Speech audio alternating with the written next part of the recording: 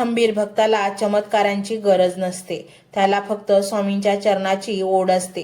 तुम्हाला निवडले मोक्षाच्या वाटेवर चालण्यासाठी, संसाराच्या चिखलातून कमळासारखं वर येण्यासाठी. तुम्ही आता अशा टप्प्यावर आहात जिथून माघार नाही. आता तुम्हाला पुढे जायचे आहे.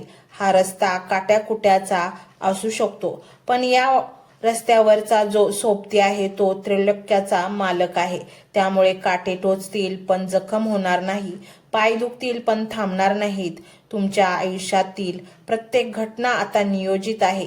कोणाचं भेटणं, कोणाचं जाणं, काय मिळणं, काय गमावणं, हे सर्व एका मोठ्या चित्राचा भाग आहे जे स्वामी रंगवत आहेत.